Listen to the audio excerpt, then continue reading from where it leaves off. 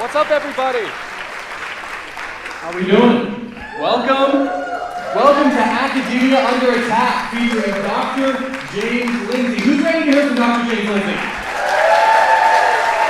All right, awesome. You guys, thank you so much. Thank you so much for being here.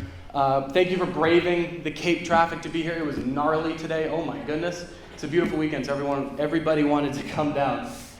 Thank you for caring about something bigger than yourselves and gathering here with us today. Thank you for sharing our vision for a better Massachusetts. We greatly appreciate that. Thank you for being you. Oh my gosh. Carrie, you're the best. Thank you.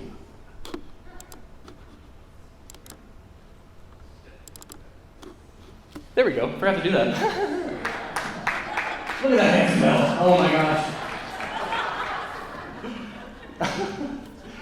My name is Sam Mealy. I am the president of Turning Point USA on Cape Cod. And we, along with every other organization here represented tonight, are doing the necessary grassroots work to save the great state of Massachusetts.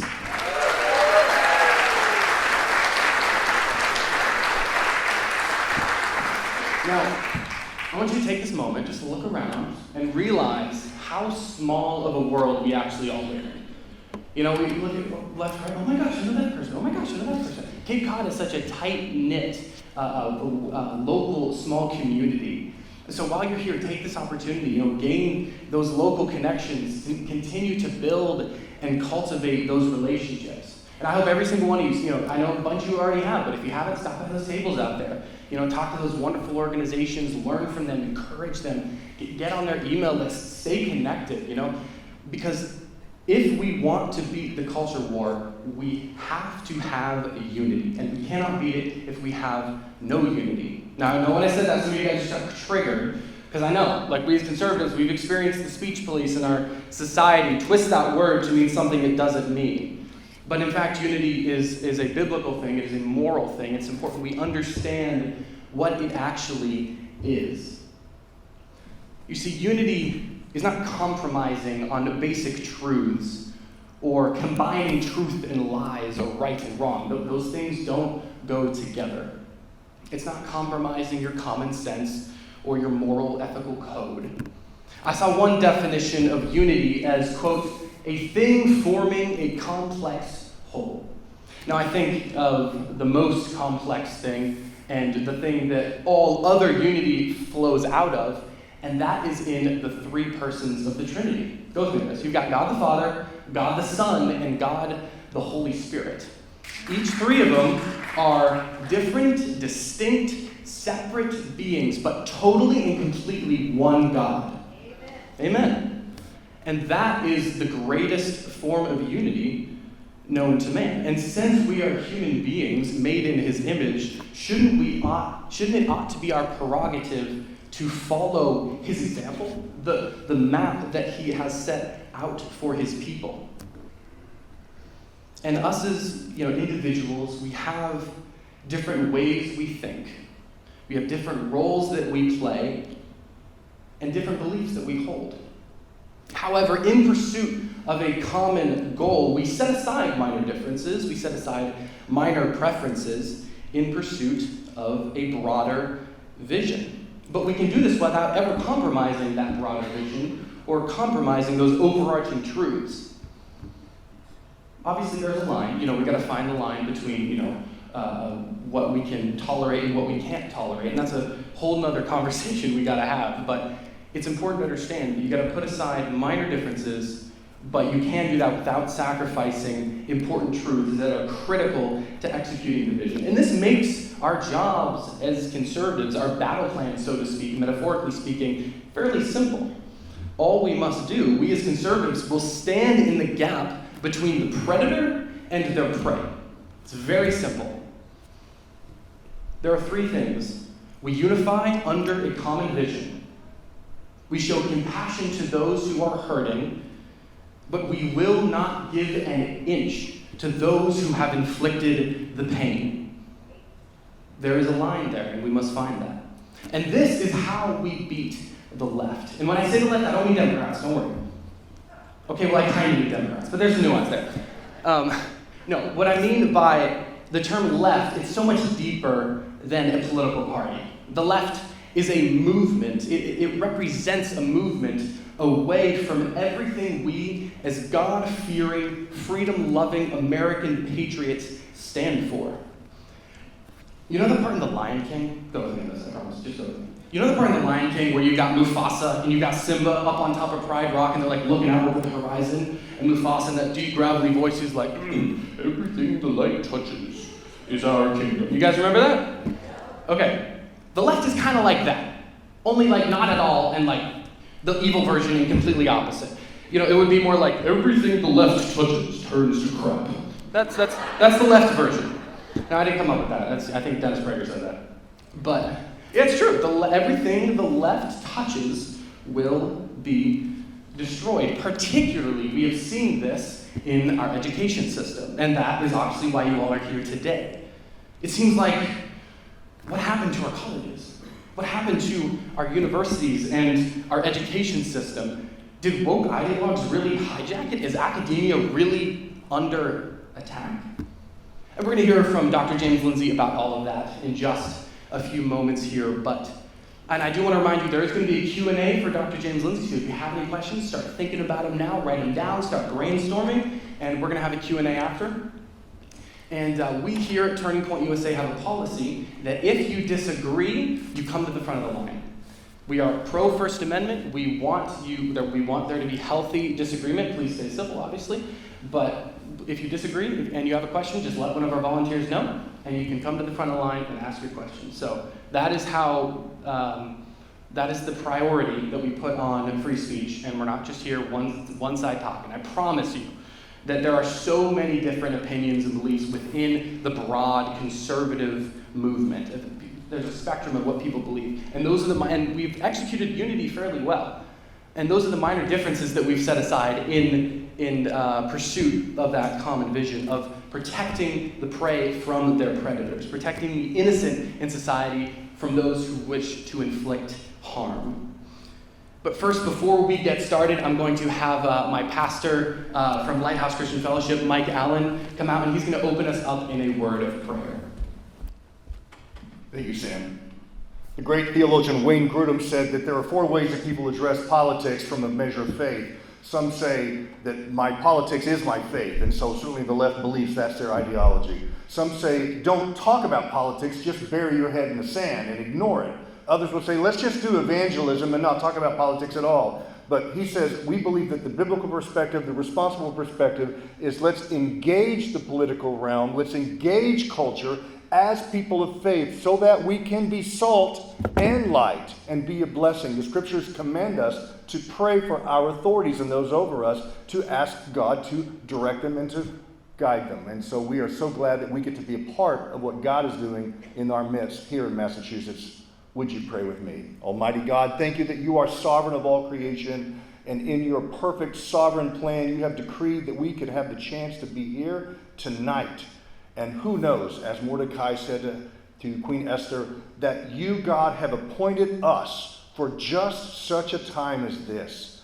Father, in this day, in this location, in this setting, you've called us to be here. So we pray that you would guide us, you would lead us, you would mobilize us, you would continue to unify us for truth, for righteousness. We pray, O God, for our selectmen, the men and women that serve us in our villages here on the Cape. We pray for our police department, our fire department, the EMTs. We pray for our soldiers and our sailors and our airmen that are in the land and sea and the skies that are protecting us. We pray, Father, for principals and for teachers that you protect them. We pray, Father, for our governor and for his staff and for our state representatives. Protect them and guide them. We pray for our president and his staff and all of the Congress there in Washington, D.C., that you would continue to bring voices of reason and voices of truth in a land that's very confused and full of great division. Father, division is what destroys, and unity is what brings victory. We pray that you continue to unify our voice, that we would be your representatives, your ambassadors. We pray for this evening's event that you would so speak to us and guide and bless the speakers and bless those that are even protecting us right now. And God, may we be empowered to be salt, to be light, for righteousness and for light and for truth In the name of Jesus Christ, I pray. Amen. Amen. Wonderful, wonderful. And I'd like to invite up our first speaker. We got one opening up, Dr. James Lindsay. He's a wonderful Christian man, conservative man, and he is the Chief Operating Officer of Massachusetts Family Institute. He's got a deep voice. You probably do that Mufasa thing much better than I can. But please welcome Kent Scott. I could sing that again. I could sing it without the mic, too, I think. I know many of you know about MFI, amen? Thank you. It's great to be among friends, like-minded people, and those who don't know us. Let me give you just a quick snapshot of who we are, because I know we're here to listen to James Lindsay to speak tonight, but let you know that there are people and boots on the ground in Massachusetts that are not just talking about things, but doing things. I believe for the kingdom, but for the welfare. Jeremiah says, Jeremiah 29, is we will live in that place, in the welfare of those communities by living out our faith in those communities. I had a whole bunch of pages here to read, but after I heard Pastor pray, I just got inspired, where that comes from, to share something from 1 Chronicles chapter 12. And you're probably familiar with, for those who do the reading, and that is the men of Issachar. And this is the time when David has already been anointed to be king, but he's not in Jerusalem, he's not in Judea, and their tribes are coming in to support King David, Old Testament story. And one of the tribes, the explanation of an attribute or a characteristic of one of those tribes is the tribe of Issachar. And the tribe of Issachar, it was noted about 2 verses about the tribe of Issachar, that these men knew the times. And they knew what to do. So for us, MFI is to help you recognize the times and what's happening today, and protect, to equip you to protect it in a meaningful way, and to come alongside you to address the issues in the culture today. MFI is a nonprofit, nonpartisan, faith-based advocacy organization for the sake of life, family, faith, and freedom, religious freedom, and liberty that our founders desired that we would grow into and understand. So I wanted to share with you a couple of really brief stories, because what I'd like you to do is text our code, text CAPE to 87891. And that'll give you right to our blog post of all the complexities and all the issues that we as MFI are addressing in your community and communities all around the Commonwealth. We're a 33-year-old organization. So we didn't just kind of step off the boat yesterday. So we kind of know where the minefields are, and we have protective clothing. But the issues that we have are pretty complex that we address. But we seek to combat the threats that threaten the rights, your liberties here in the Commonwealth. You may be asking when these threats hit your door, interesting enough, when I talk to people about this, I say, look, you don't respond until a threat hits your doorstep. When your house is on fire, you're the first one with a bucket. If your neighbor's house is on fire, Lord willing, you've got a bucket, you're going over to help your neighbor.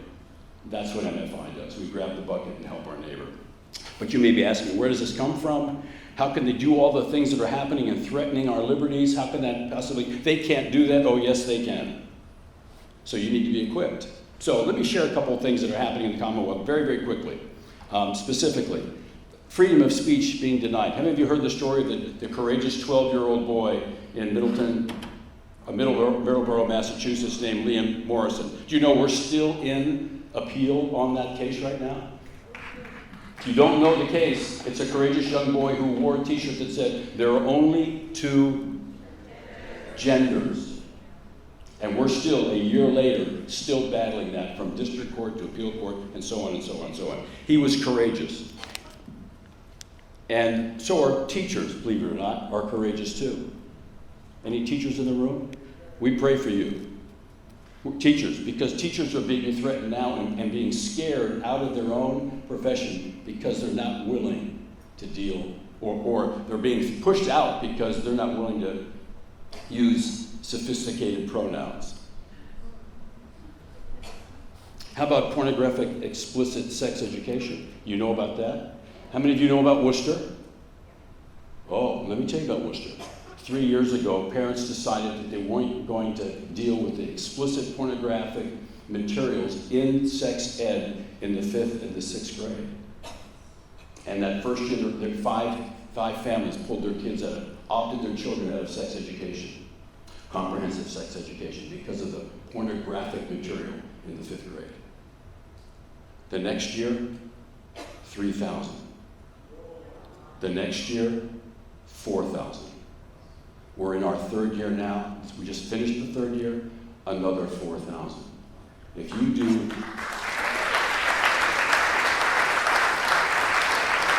and we aligned ourselves with those families, equipped them, and they pulled out. And that's over 20% of the Worcester school, public school population. And now it's becoming generational. Think about it. The next year, the next year, next year. Okay, how about drag queen shows in high schools? Anybody know about those? In your high school, maybe? Or how about summer programs? This was new to us this week, so this is pretty current. This week, real quickly, in a town not too far from mine, I won't name it just yet, there's a summer program for children.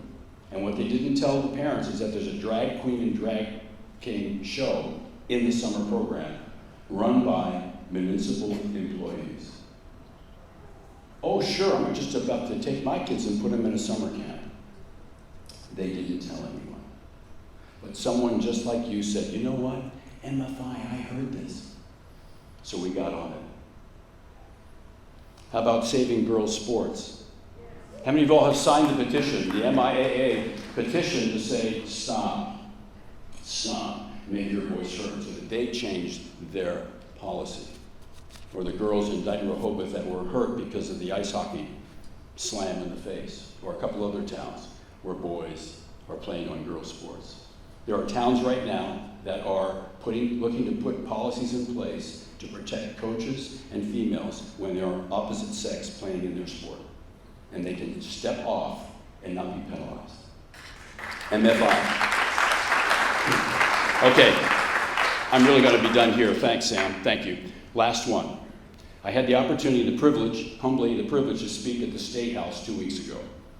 There were about 200 plus, right, legislators and Pregnancy Resource Center directors and supporters and women sharing their testimony and their story.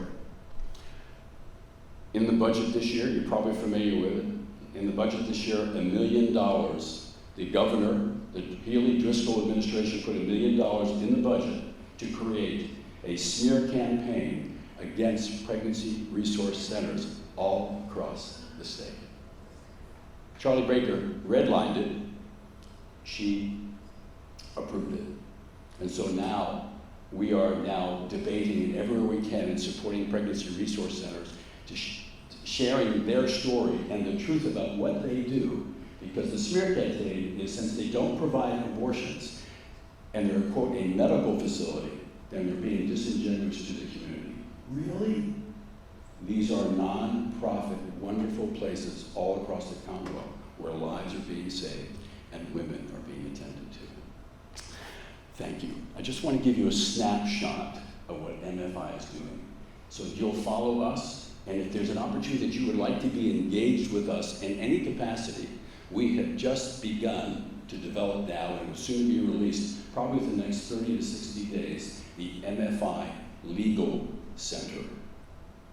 So we have a legal staff, but now we are actually applying the law, and we're doing it through MFI or allied attorneys across the Commonwealth to protect your rights and your privileges, to protect life, family, and religious liberty. Talk to me in the booth if you'd like to. So gracious for your time. Sam, thank you. God bless.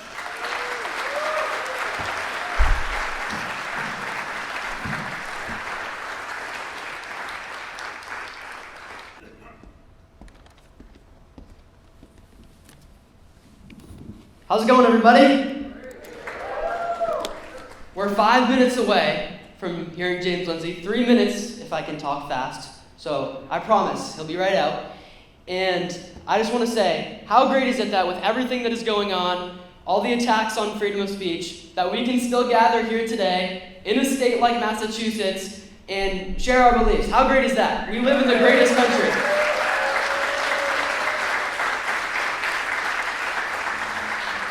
So many people died for that freedom, and that freedom is under attack today. As the great Ronald Reagan once said, freedom is never more than one generation away from extinction. We didn't pass it on to our children in the bloodstream. It must be fought for, protected, and handed on for them to do the same.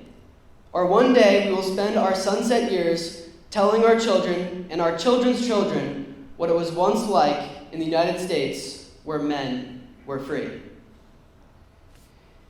It's up to us, everybody in this room. We're going to hear from James, and he's going to tell us about all the crazy things that are going on and what we can do about it.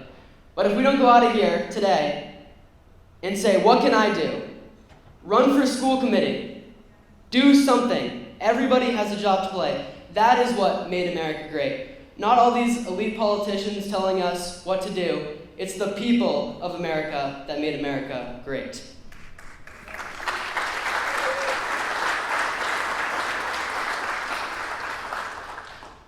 So we decided to bring James out here because after last year, who was at the event last year? With Chloe Cole. We heard her last year, her testimony as a detransitioner. She had a double mastectomy at age 15.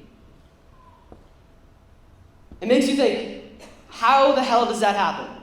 What are these kids being taught in school that would lead them to do something like that?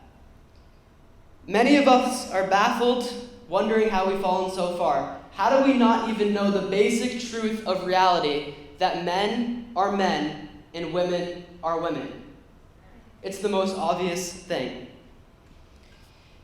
So, fortunately for us, James Lindsay has made it his life work to take down all these evil ideologies that try to pit themselves against God. Because we know God created them male and female. And the Bible says we wrestle not against flesh and blood, not against people, but all these ideologies, we know where they come from. They come from the devil himself, they come from Satan. And Jesus Christ already defeated Satan. So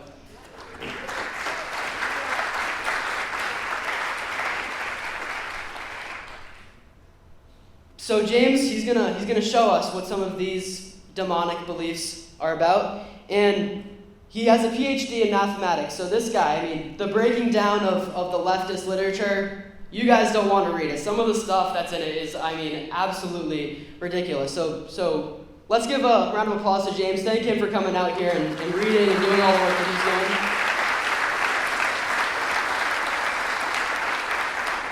And while he speaks, let us listen, not in grumbling, just to complain about what the left is doing, but with a vision and a motive for what we can do to change the future and make sure that our children have an America that is free to grow up in. Our children and our country's future depends on it. So please, help me give a warm, patriotic, Massachusetts, Cape Cod welcome to Dr. James Lindsay. Thank you.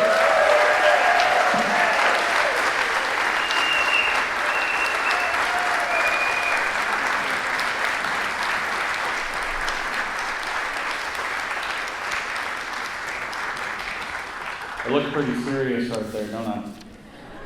Thank you all for the warm welcome to Cape Cod. This is my first trip to the Cape, so I've learned that it's called the Cape. I went to the beach. It's really fantastic. It's not Boston. Harvard's not here. And so we can say whatever we want about academia, which is kind of what we're going to do, but I actually want to start, we played the national anthem. I could hear it even in the back. And it just reminded me, do you realize, some of you will know this, but not everybody realizes this, that our national anthem, if I were Trump, I would say it's the greatest anthem, it's the best anthem that's ever been. It really is, though, because why isn't our anthem something like America the Beautiful? Right? If we were Canada, we would have an anthem like America the Beautiful. If we were some other country. And I love Canada, I'm not putting Canada down. But most anthems are actually this kind of, look how great our country is, this is what we stand for, this is our values, whatever. And Star Spangled Banner is a question. Our national anthem is a question. Is our flag still there? That's literally what we sing. Did we lose it? We went to bed, it was getting dark, there was a war. We saw it in the flashes, the bombs, the rockets.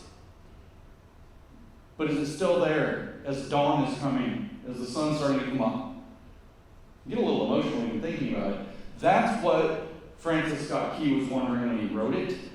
That's what we're asking ourselves in America. If we're Americans, that's what we're asking ourselves every day, every generation.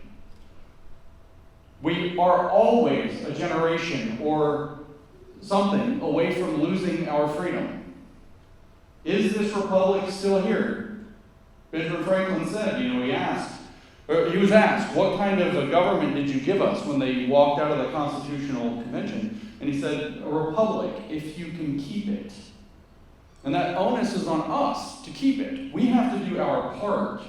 And here we are. I think most of us will agree, wondering, it's been a long night for a few years. We could measure it as 4. We all know what that refers to. We could measure it as, I saw the first people, this is supposed to talk about higher education, I saw the first people lose their minds publicly on a college campus about 9 years ago, so 10 years ago. We could go back to 08, we know who got elected in 08. We could go back to 2000, we know who got elected in 2000. Could go back before that. We could go back to, if we're putting on our tinfoil, to when Kennedy got shot. And I'm drawing that thread very intentionally. We are wondering, is that flag still there? Right? And I think it fits that I went down to the beach, some lady was sitting there talking, like she was mansplaining, I think, to her husband about, because I'm married too, and I know how that direction goes. It's just a fact. See, we're old school. My wife's a woman who's really a woman, so I understand how the woman's explaining works. But this lady's explaining, well, this is high tide. This is as high as the water comes, blah, blah, blah, blah. And I was kind of looking around at the amount of, I'm not from here. I don't know. There's a lot of broken shells on the beach. That's the stuff you usually see at low tide. And I was thinking she's probably wrong, but I didn't get into it. And my point is that here's what I don't know if it was high tide or low tide at the event. What does this have to do with the flag in the national anthem? What I do know is we are standing right now, we are gathered right now at the turning of a tide. So is this the communist high tide in America and it's turning and it's going to go back out? Or do we see this as a low tide point in American history, much like we had during the Civil War, where now the tide's coming back in? I don't know, but I know that the tide's turning. It's a glass half full, half empty kind of thing. Whether you want to say high tide or low tide, it depends on what we're talking about. But I think that we are at the turning of the tide, and I think millions of Americans are seeing it. I think they're not just seeing it, in fact, and this is what matters, I think they're feeling it. In fact, I know they're feeling it. I watched Mark Zuckerberg on a video today have emotions. And Cyborg 1. The first DARPA cyborg is on there, and what did he say? He's having this interview about politics, and he said, I got really involved, and I'm not going to endorse any candidates, and he's getting kind of like, a little cagey, and all of a sudden he says, but I don't know, I just saw Donald Trump get shot in the face and stand up and pump his fist and say, fight. And that's the most badass thing I think I've ever seen in my life. And he's getting emotional about it.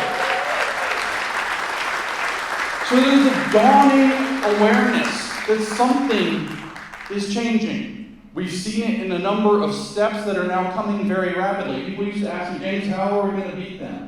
If we we show up, we go to a school board meeting, we complain that there's pornography in our kids' classrooms and we don't want it there. You think any responsible adult would say, get it out, and it'll be over by, lunchtime tomorrow. It takes a few minutes to find all the books. And then it turns out they fight like hell to keep it in, right? And we could go just down the list. We got the Democrats, 100% of the Democrats voting to allow non-citizens to vote in federal elections. Wait, what?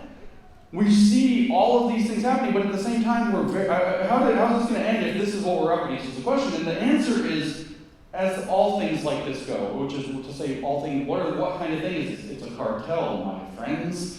As all cartels fall, they fall very slowly, then all at once. And we're seeing very, very quickly we should not believe that the election in November is in the bag, that we should probably believe that the amount of hijinks and craziness, including the assassination attempt of the president the other day, is only going to increase for the next few months. They're not going to let go easily. But we also watched this incredibly disastrous debate performance. We watched the DNC is in complete disarray. They're fighting with one another.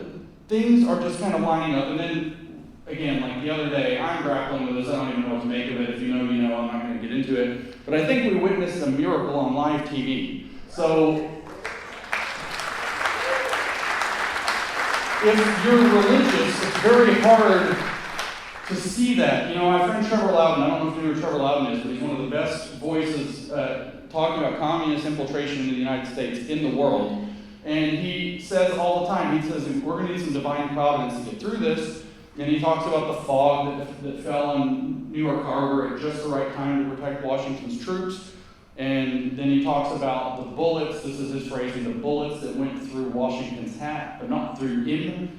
And I say it that way because he's a Kiwi, he's from New Zealand. He's got a true Southern accent. And he says that the bullets went through Washington's hat, but not through him. And it's like, well, we had Omicron come out of nowhere and cancel vaccine passports. And then we had a bullet go through Trump's ear, but not through him otherwise. Looks like the kinds of stories that Trevor is pointing to during the revolution. Maybe we are in an anointed time, which, by the way, puts a lot of responsibility on your shoulders. If we are in such a time, and the book of Esther says, for such a time as this, of course, if we are in such a time, you're the A team. God doesn't send the B team at the critical moment, which means you've got to do stuff. You're here now for a reason, right? Okay, so that's settled. Let's talk about how we got here. If this is high tide or low tide, doesn't matter, right? We're at a turning of a tide, but that's because the tide turned the other way before. And how did we get here? And so that's why we have to talk about higher education, which is to say patient zero for the communist infiltration of America. So I'll just give you a little bit of a quick history lesson. If we go back in time to the crucial year of 1917, this is during World War I. This is also when Leon Trotsky and Vladimir Lenin were shipped. One from the United States, that's Trotsky, and one from Germany, were shipped back to Russia in order to initiate the Russian Revolution, which became known as the Bolshevik Revolution or the October Revolution, which installed the Soviet Union, and they were successful.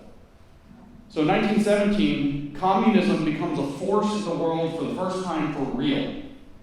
So it's a very important year. This is, like I said, it's near the end of, but in the midst of World War I. And ever since then, the communists have been trying to figure out not how to take over the Soviet Union, but the world. And one of the things they were trying to figure out how to take over was the United States. The Communist Party USA was founded in the great state of Minnesota, big surprise, in 1917. They didn't even wait a year. They just got it going. By 1919, they were making inroads into education as hard as they could. The brand new public education system that only got off the ground in the US because parents needed daycare because the men were off fighting World War I and the women were in the factories building the weapons to fight World War I. So the kids had to have something, so the purpose of public schools, then as it is now, a century later, was mostly daycare. Education was kind of a second priority. And by 1919, right after the war ends, they're already trying to use public education to advance socialist agendas. So this is right from the start that they've understood this. But something else was happening, which was in Europe. A Marxist by the name of Antonio Gramsci, who some of you will have heard of now, not everybody has. Antonio Gramsci was realizing Marx got something wrong. Marx had this theory of how history progresses. He said, well, first you're going to have these very primitive communes, tribes, everything shared. There's no concept of ownership, indigenous knowledge as we call them today, but it's the same idea. And then that progresses to where tribes start fighting each other, they take each other over, and now one enslaves the other to do their hard labor. And so you have a slave economy. This eventually evolves into lords and ladies ruling over their feudal serfs. And you have a feudal economy. Then liberty might come around, and when you get liberty, you get what he called capitalism. Nobody called it capitalism before Marx. That's his word, and his lie about how it operates. But all of a sudden, people can have their own stuff, and you have the growth of a middle class, which was called a bourgeoisie. And Marx said that that's the cause of all problems. But what he said also is that the fundamental contradictions that exist within each stage of history will give way to the next. So he believed that the contradictions in capitalism would cause a violent revolution to come about when people became awakened to the fact that the true nature of humanity, and I mean that in a religious sense, the true nature of humanity, who we really are, is in fact socialist. So socialist is a better, more advanced solution to how to have an industrial economy. And then that would eventually become unnecessary. You don't have to enforce socialism when you transform people to realize that they're genuinely social people. So it'll become this utopian heaven on earth. Literally, it's, for the fancy big theological words, it's an eschatological religion, an end times religion, communism is. And communism is the end times state. The state will wither away of its own accord, and we'll have a stateless, classless utopia where everybody's needs are met, and everybody contributes according to their abilities, and everybody takes according to their needs. This is a religious vision of rebuilding the Garden of Eden on earth. And it turns out Marx was wrong. Big surprise. And the communists in Europe, coming out of World War I, around 1917, 1617, into the 1920s, noticed, Antonio Gramsci noticed, the Western nations, you have this great revolution for the communists in 1917 in Russia, which was a feudal society. It was a backwards society. They did not topple London. They could not topple Berlin. They could not topple New York or Washington or Boston. They flipped over a backwards peasant society. And that's the exact opposite of what Marx said should happen. If you think of it as, those 6 stages of history that I said Marx believed, we got 1, 2, 3, 4 is capitalism, 5 is socialism, they skipped 4. They never were capitalist. And the capitalist countries won't become communist. What the heck? And so this is the birth of what's called the Western Marxist tradition. And Western Marxism was designed, and Antonio Gramsci is one of its founding fathers. In fact, you're not allowed to use this conspiracy theory language. He's the creator of what is known as cultural Marxism.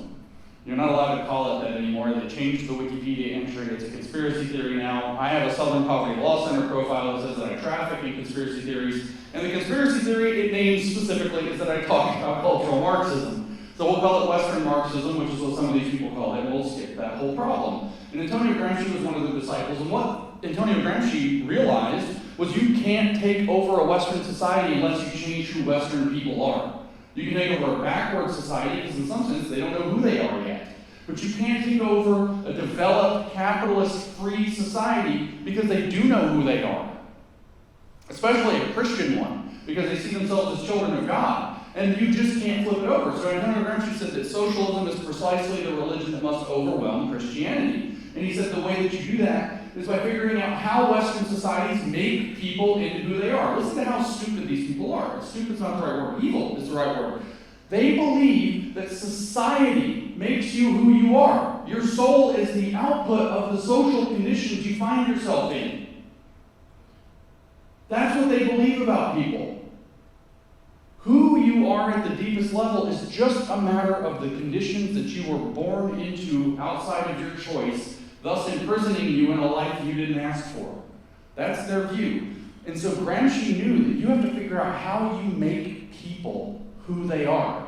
And he said the way that Western societies do this is through their cultural institutions. And their cultural institutions, he named 5 particular cultural institutions that are those that create Western people. Religion, family, education, media, and law. And among those, education was the most important. Why is education the most important for the communists? Well, it turns out family is obviously the most important. I put it even ahead of religion. It is the most important of all of these because it's the only one that's not downstream from education. You don't have to go to college to have a family. I know that they're trying to tell you you can't raise your own kids here in Massachusetts because you don't have a master's degree, and they do, but we all know that that's bupkis. None of us buy it. What's the president call it? The one who's in the office. Malarkey, I think is the word, right? We all know that's fake.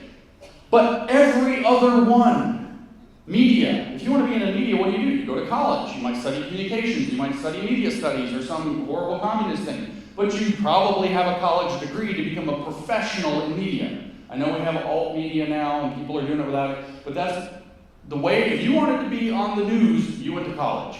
If you wanted to be in the newsroom, you went to college. You studied journalism or something. But what if you wanted to be a lawyer? Well, you have to go to law school, so you have to go to college. What if you wanted to be a doctor? Well, you have to go to med school, so you have to go to college. What if you want to be a politician? Well, you probably have to go to college. You probably have to be a lawyer first, so you have to go to the law school. Just like if you want to be a judge, you have to be a lawyer first, so you have to go to law school, so you have to go to college. What if you wanted to work in religion? For the most part, any man can be a pastor, at least in Protestantism. The Catholics can work it out their own way. Same with the Anglicans, that's not my business. But anybody can be a pastor, but typically they go to seminary, which is kind of college. And if you want to be a teacher, you go to college of education. So they understood that all of the professional classes, thus all of the cultural producing institutions, aside from family, are downstream from an education process. And so if they could seize the means of production of education, they could seize the means of production of the institutions. And if they could seize those, then they could seize the means of production of people and their souls, who they are, and turn them into socialists so that when the revolution came, they would accept it. This is what they've been doing to our children in our schools for the better part of 20 or 30 years now, and to a degree longer than that, but really it got off the ground. It really got off the ground in 2015, so it's still fairly new, or 2010 when they did Common Core. So before that, we were kind of still educating Americans in school instead of brainwashing them. But the goal would be to transform people to accept socialism. That was Gramsci's idea. And the primary focus was put on education. We're going to skip a whole lot of stuff now and go to the 1960s. So that was the 20s, now we're in the 60s. The leading leftist thinker in the U.S. is a guy named Herbert Marcuse. He was a member of the so-called Frankfurt School. We're not allowed to call these people cultural Marxists. It'd be a little bit wrong, actually. The Frankfurt School often gets called cultural Marxist, but the right term for it is, not to be pedantic, it is critical Marxist because they trafficked in what was called the critical theory. You've heard of the critical race theory. Well, there's a critical theory that precedes it that is a way of thinking about the world, about everything. And Herbert Marcuse was the chieftain of this whole leftist cult in the 1960s. His influence is hard to overstate. He wrote a book in 1964. It sold over 300,000 copies in print in its first year. That is extremely hard to do with modern printing, which means the priority was very high on printing large quantities of his books and distributing them. He would sell out stadiums to go talk about his new ideas about liberation-based communism and to talk about the praises of Mao Zedong, who he thought was great. He gave an interview actually in the late 60s where he said, certainly every Marxist who isn't stuck in the classical school today is a Maoist. And so he was importing the Maoist cultural revolution. Even as it was killing millions in China, he was importing it into the United States. So this critical Marxism. And what he said in the early 1970s was, here's what we have to do. We have our ideology. We know we're right. We know socialism is the way. He wrote a paper in 1969, a very famous paper called An Essay on Liberation. In that paper, the first chapter, look it up, check me. The title of the first chapter is A Biological Foundation for Socialism, and he talks about transforming the vital needs of human beings so that they don't know how to live outside of a socialist system. Literally to change who you are now on a biological level, to be socialist. This was his project, and he was like, well, this isn't working. And so in 1972, in a book called Counter-Revolution and Revolt, because the big riots of 68 and 69 failed, and they did not get a communist USA, now they're searching for what to do, scrabbling for what to do, and he writes, there was this idea called the Long March to the Institutions, given by Rudy Deutschke a few years ago. It was 1966, another communist. Rudi Dutschke was looking at what Mao Zedong had did successfully in China and was saying we should import that. He was looking at what Antonio Gramsci said about infiltrating the institutions, getting inside of them to transform them from within. And we should do that. And Herbert Marcuse, the godfather of leftism, the father of what's called the New Left, which arose in the 60s, said that's what we should do. By name. He named Rudi Dutschke, he named the Long March of the Institutions. He said we should go into the various professions, whether it's computer programming or whatever it happens to be, and we should bring our ideology with us and change the culture of the institution from within. That's the Long March of the Institution. So yeah, you're going to go show up every day, you're going to do your job, you're going to be a computer programmer, you're going to be an engineer, you're going to be a teacher, but you're also going to be a socialist, and you're just going to wedge more and more and more socialism in quietly every turn, every chance you get. And he said most important was to go into education at all levels. Direct quote. Education at all levels. What the fancy education people today would call P through 20. That which means preschool, that's the P, not just K through 12, which is kindergarten. Preschool through 20, PhD. I don't know why they do that with college years, but ain't nobody finishing, but I digress. Education at all levels. And the reason was the same as Gramsci's reason, because you're going to train the next generation of future professionals. But education is particularly important because what they understood, these 60s radicals who then went into education at all levels, what they understood is that if you can capture the education system, then you capture the teachers. And if you capture the teachers, then you capture the students. And if you capture the students, you get the future. We can quote any tyrant in history that you want. Lenin, Mao, Stalin, doesn't matter. Hitler, you're not supposed to quote Hitler. Shouldn't learn from history. They all said the same thing. And it turns out that that thing was also said in the Bible. So it's a timeless truth. I'm not saying that they're right because they're evil and using evil purposes, but they understood that whoever controls the upbringing of children controls the next generation of society. Hitler's phrasing was, "He who gains the youth obtains the future." Lenin said, "Give me a child for 4 years and I'll plant a seed so deep you'll never uproot what grows." 4 years. Whether he was right or not, I don't know. They had 2 + 2 = 5 in the Soviet Union, so it's not clear, but you get the gist, right? And so they understood that if they went into education, they could get all the things downstream. And eventually some people working in the 60s at the World Council of Churches, which was a Soviet cutout, in order to do interfaith activities between the different denominations, were working on the same idea, that if you could get the seminaries, then you could get the pastors, and if you get the pastors, you get the laity, and if you get the laity, then you get the soul of the nation. You can actually transform their values on a religious level to get them to support things like sustainability and inclusion, or to misinterpret things like love your neighbor. By the way, here's how communist subversion works. Let me do a communist subversion of Christianity right in front of your eyes. I'll give you the hard one first, and I'll show you the easy one afterwards. Communist subversion of Christianity. It's this easy. Jesus said, love your neighbor. Anybody disagree with that? You just got subverted. Jesus said, love God and love your neighbor. It's not the same thing. The truth, reality, goodness, righteousness has to come first before you're even capable of loving your neighbor. It's not do what your neighbor wants. That's how you go into the world of entitlement. That's how you go into the world of enablement from addiction therapy. If you're just paying your kid's bills when he's hooked on heroin, he's just going to go buy more heroin. It's called enablement. You aren't loving at that point. You're not interrupting the cycle of destruction that he's caught in. If you're affirming a gender-confused or sex-confused child, you are not showing love through your acceptance and belonging. You are leading that child toward destruction. As you might put it a little more bluntly that hits the headlines and makes people mad, Jesus drove out demons before he accepted the person that had been possessed by them. He brought in the person, the sinner, but he did not accept the demon that had possessed him. He put him into a bunch of pigs and sent him into the river. So you have to drive out the lie, the evil first. You can't love without leading the truth. Jesus says in the Gospel of Matthew, chapter 10:14. No, let's shake the dust from your feet. 10:16, he says in the Gospel of Matthew chapter 10 that he sends you out in the world to be Wise as serpents and gentle as doves, because it's dangerous out there. So you have to be discerning, that's wise as serpents, but you also have to be gentle, meek. And you have to be both of those things. So a communist version of that, this is the easy one, by the way, that was the hard one. The easy one is that the communists come along and say, you see that right there in the gospel? Jesus says, be gentle as doves.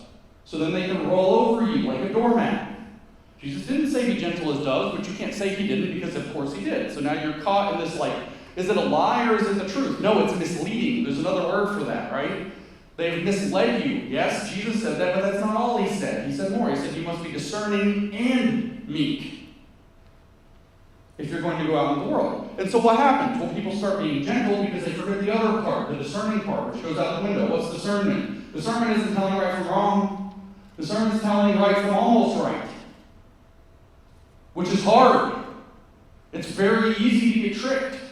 And you throw that out the window, and people start making mistakes. I walked around on the gate where I'm staying. I saw all these American flags. I was shocked. It's an American flag like every other building. I'm like, wow, there's a lot of American flags here. There's Salt Lake City. It's all trans flags. The only flags that I saw that were pride flavored were on churches. So by the way, the infiltration, religion, family education, and law came in through religion too. The social gospel, liberation theology, black liberation theology, are communist programs to subvert religion in the ways that I'm telling you. So what happens is you start doing what I just said. You start living, well, Jesus said be gentle. And you forget about the discerning part. So you don't know when to stand up for yourself and say no. You don't know when to correct what needs to be corrected. You can't tell the difference between right and almost right. And then what happens? Things start to go wrong. And things start to get out of whack, like they have in the last few years. And where are we right now? What do you have? Do you see? Do you know? Have you seen, at least online, it's not making it out into the world too much, how angry people are? Our people, Trump people. And they're saying things like that they want revenge for the pain they've been put through. But they should read the book of Romans, chapter 12. Vengeance is the Lord's, leave it to him. They claim they call themselves Christians in many cases, but they're frustrated, they're angry, and they want an outlet for that negative emotion. So what do? They turn and they say, Jesus said be gentle, but that's the cause of all of our problems, so don't be gentle either. Now you've lost the whole commandment. That's communist subversion, and you've lost the whole thing in 2 steps. Same thing. That is what they were looking to do through education. That's what they were looking to do through capturing the seminaries and capturing the colleges of education. And that's what Herbert Marcuse was calling these people, his many millions of followers, leftists, including, radicals like in the Weather Underground, who Bill Ayers and Bernardine Dohrn both went into education. He was calling them to go bring these new values, these subverted, twisted values, into American cultural life. To go in. So George Soros is a modern player in this story. We all know George is a big player in this story. George Soros has this concept he calls reflexivity, right? And what he said that he uses is how he does what he does. He calls it, we're not going to get into it, but he has this technique called reflexivity. And what he says is the way that reflexivity actually works is by looking at the distance between what people believe and what's actually true and manipulating that distance. So that's the part of how it works. But what he said that he liked to do, the reason that he did what he did, is because he had and this is a direct quote from his book, The Alchemy of Finance, and he says that he takes a certain malicious pleasure in short selling an institutional favorite. So you take a big company like Boeing that's doing great, and you want to short sell it and make a lot of money on it. So you want to put out your short position, and if the stock goes down, you get a bunch of money, and that's mostly what he did. And what you do then, if you want to make money doing that, and you want to use reflexive methods to get that going and win for yourself, is what you do is you start undercutting the belief in the institutional favor. So you go around and you publish every story you can find about a cracked windshield, about a plane that has to go back, anything that happens on a Boeing plane, a toilet overflowed, it had to go land early, that's headline news now, Business Insider. Oops, somebody had to land a United flight because somebody pooped. Like, holy crap, right? And you story after story after story. So what the people who are out there just kind of barely paying attention, living their lives here, is Boeing bad, Boeing bad, Boeing problem, Boeing problem, Boeing problem. Right? I promise I have a point about education here. And all of a sudden, Boeing has this stock value, but people don't believe in Boeing to the level of that stock value. And it takes one thing, like a door blowing off, And boom, one real incident, and boom, stock plummets, and whoever's got the short sell positions makes crazy money. And that's what George Soros said he took pride in doing. So what's that got to do with anything? Well, imagine you have an institutional favorite like the United States of America, and you want to undercut the United States of America. What would you do? It's got a high value. Its citizens believe in it. That's what makes it work. America works because Americans love America and know what it stands for. So how do you make it so that you can put a short position on America and make profit from destroying it? Here's how. You start teaching in the schools, there's your education. You start teaching in the colleges of education, not to teach American history as it is, but to teach it from Howard Zinn's poisoned Marxist analysis called The People's History of the United States, which is a standard textbook in American history. It's lies. It's completely, their entire books, thoroughly taking it apart. He just made some of it up. And so you get kids to hate America. And you tell them, well, look what this happened, look what that happened. I call it critical America theory, right? You tell them that the Americans were involved in Vietnam, and here's how terrible they were. They were involved in Iran-Contra, and this is how terrible they were. They went and flipped over these regimes, look how terrible they were. And I'm not pointing any fingers at Tucker Carlson right now, I mean, I guess I am. Critical America theory, can we be positive about our country for a minute? Because what happens is people start to lose faith in it. And with the education system, you don't teach them education, you give them red wash education. You know they always say we whitewash education, we don't teach the truth about ruby bridges and racism and all this. We hear this lie. Like, every one of us learned about this stuff in school. What are you talking about? We don't learn about it. It's like, every one of us learns about this. No, we don't have whitewash education. That's a lie that they tell to cover up because they always blame on their opponent what they're actually doing. We have red wash education, and I can prove it to you. This is what they did when they took over the colleges of education. They brought in critical pedagogy, and they brought in the communist methods. But here's what they actually really did. Here's the deep, nasty part of it. What they actually did was they brought in methodologies to teach people to hate their own country. And more than that, they brought in methodologies that waste people's time. How many of y'all have heard of Yuri Bezmenov? So Yuri Bezmenov was a Soviet defector, a KGB defector. Maybe, once a spy, always a spy. How legit is he? I don't know. But he has a very compelling video I encourage you to watch. It was filmed in 1984 about Soviet subversion of the United States. And one of the tools that he says to subvert a country generationally is it doesn't matter what you teach the kids as long as you don't teach them anything useful. You teach them to feel things, you teach them about this, you teach them about colors, and whatever. You don't teach them calculus, you don't teach them finance, you don't teach them history, you don't teach anything real, and then their heads are full of applesauce, and they can't make an advanced economy work. And then you're stuck with people who are not educated, who think that they're educated. Does that ring true? He was saying in 1984 that they were basically done with the project. They didn't even take over the colleges of education until 92.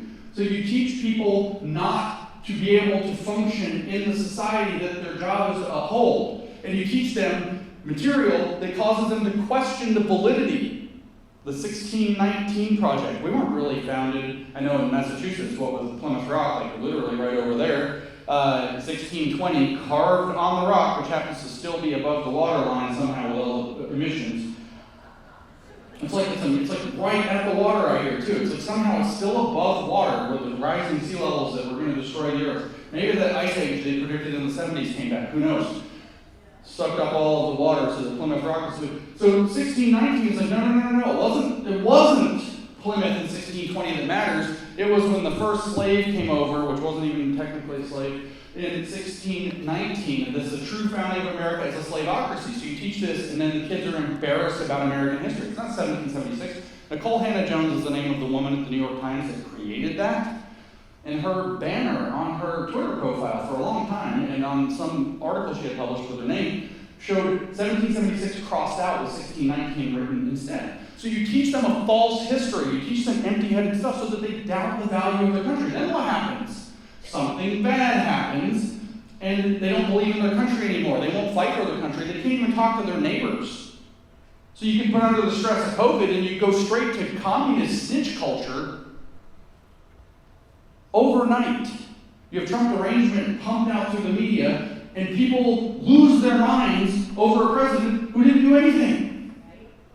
I mean, literally lose their minds. 30% of Democrats right now think that the assassination attempt was fake. Can't see evidence. What did Yuri Bezmenov say? The demoralized state is when you can show them the evidence, they can see it with their own eyes, and they can't believe it. You can take them to the Soviet Union and show them the concentration camp, and they'll say that's not real. And then he says they won't believe it. I'll censor this for the young people in the audience. He says something a little rougher.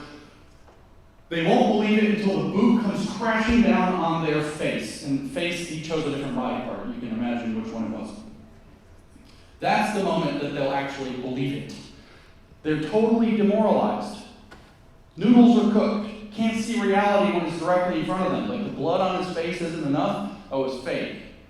Like, this is a preposterous story. This is what you do, though, if you want to take over our country from within. If you want to transform the people within a country, not to be able to stand for that country, to care about that country, to use the George Soros short sell, the biggest institutional favor the world has ever seen, the United States of America, you systematically teach generations of kids to hate their country. And I said we're going to talk about higher education. Higher education is patient zero for this project. In the 60s, our universities, before the Long March of the Institutions call, were already going radical. They wanted to be radical. They wanted to be on the vanguard of this progressive nonsense, this critical nonsense that was extraordinarily well-funded and being pushed to this new left, and our universities sold us out. They redesigned, a man named Robert Maxwell, who has a famous daughter named Elaine, redesigned the academic publishing system so that anybody can write as many papers about whatever subject. You think you see these crazy papers, right? I call them grievance studies, gender studies, critical race theory. You see these papers and they're just insane, right? I could give you some real examples of crazy academic papers. And you think, why in the world is there an academic journal that publishes this? Not why is there the academic freedom to ask the question and write it down. We should have that. We should all have academic freedom. Apparently the college here believed that this was going to be an anti-free speech event somehow. No, we should all have academic freedom. The question isn't why in the world are people writing it. The question is why in the world is somebody publishing it in something that then gets purchased. Right? And you think, oh, it's a cottage industry. It's not. Actually, what Robert Maxwell, again, who has a very famous daughter named Elaine Maxwell, did was he came up with a new publishing scheme by which university libraries basically have to buy every academic journal. And so you have these massive academic publishers, and all you have to do is if you want to have a new academic journal, the critical study of Cape Cod or whatever you want it to be, as you start to publish your own journal, maybe online, maybe in print for yourself for a couple of years, get a little bit of legs under, and apply to Taylor and Francis or Sage or Elsevier or whatever, and if they pick it up, once you can convince them to pick it up, it's now marketable to every university library in the world because universities were competing at that point to look like they had the best collection of journals. This was his scam. He made lots of money doing this that his daughter used to very suspicious purposes that happen to be at the center of everything we talk about. And our university system sold us out again because their incentive structure completely transformed to allow radical, not just papers, but eventually professors and then eventually departments to proliferate. And those departments metastasized over the decades, and by the time we get to the 90s, I had the switch. I was telling Sam in the car last night, it was while I was in college, I was required to take American history. Every degree was required to take American history. I was at a fairly small college. The big boy next door was the University of Tennessee, and you could take American history or Western civilization. But while I was there, my college, Tennessee Tech, did not change its perspective yet, but the University of Tennessee did. You no longer had to take American history or Western civilization and learn our actual history to graduate. You could take any of about 30 different classes: Asian American Studies, Buddhist Studies, African American Studies, American Studies, which is your Howard Zinn hatred of America nonsense from a Marxist perspective. And you name it, it doesn't matter. They came up with 30 courses that satisfy what used to require us to learn, college students, to learn their own history. You no longer had to do that. You could satisfy the requirement and graduate. And of course, kids flock to it. It's not a communist plot. It's new and it's interesting. They had American history in high school. They may have had Western Civ in high school. Why on earth wouldn't they? Oh, I get to learn about Buddhists. That's neat. Why not? Oh, by the way, it's also really easy. I'm not kidding. And people flooded into them in these other courses, Western civilization, which is where we are and what our values are, and American history, which is who we are and how we got here, became, pretty small. You went from having dozens of sections per semester to a few. And the faculty members who taught those courses weren't needed anymore, so you could get rid of them. Let them retire out, and don't replace them. Hire a new African American studies professor, or an ethnic studies professor, or a women's studies professor instead, because it satisfies the requirement and there's demand for it. And that's called, in communist lingo, entryism. That's how you enter into an institution in concrete and get your enemy out of it. You use the shot to do it in the military, in the police, and the fire department. Use the shots. That's how they did it there. And the stand down, of course.